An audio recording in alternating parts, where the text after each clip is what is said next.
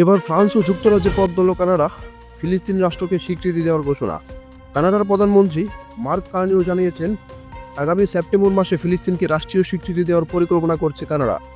দ্বিতীয় G7 দেশ হিসেবে কানাডা এই ঘোষণা দিল। মার্ক কার্নির বক্তব্যের একদিন আগে যুক্তরাজ্যের প্রধানমন্ত্রী ঘোষণা দেন যে ইসরায়েল যদি সেপ্টেম্বরের মধ্যে যুদ্ধবিরতিতে না আসে এবং আরও কিছু শর্ত না মানে, তাহলে তারা যুক্তরাজ্য সেপ্টেম্বরে ফিলিস্তিনকে রাষ্ট্রীয় স্বীকৃতি দেবে।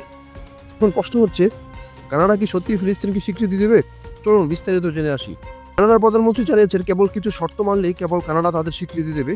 এর মধ্যে অন্যতম হলো ফিলিস্তিন কর্তৃপক্ষকে আগামী বছরে ফিলিস্তিনের সশস্ত্র গোষ্ঠী হামাসকে ছাড়াই নির্বাচনের আয়োজন করতে হবে, যেটি তাদের জন্য অত্যন্ত কঠিন, কারণ গাজার নিয়ন্ত্রণ সম্পূর্ণ হামাসের হাতে। ফিলিস্তিন মূলত দুই অংশ, গাজা ও পশ্চিম তীর। ফাতাহ পার্টির নেতৃত্বে ফিলিস্তিন কর্তৃপক্ষ পশ্চিম তীরের কিছু অংশ নিয়ন্ত্রণ করে, আর হামাস শাসন করে গাজা।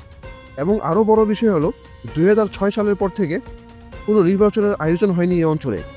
এদিকে ইসরায়েলের পররাষ্ট্র মন্ত্রণালয় কানাডার ঘোষণাকে প্রত্যাখ্যান করেছে এবং বলেছে যে এটি হামাসের জন্য পুরস্কার স্বরূপ।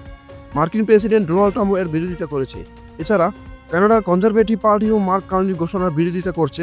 দেশটির এই বিরোধী দল বলছে, 7ই অক্টোবর হামলার পর ফিলিস্তিনকে রাষ্ট্রীয় হিসেবে স্বীকৃতি দিলে বিশ্বে ভুল বার্তা পৌঁছাবে।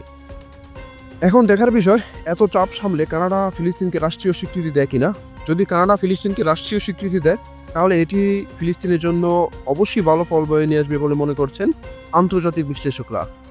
ডেস্ক রিপোর্ট, মোহাম্মদ দুলাল, খবর চিত্র।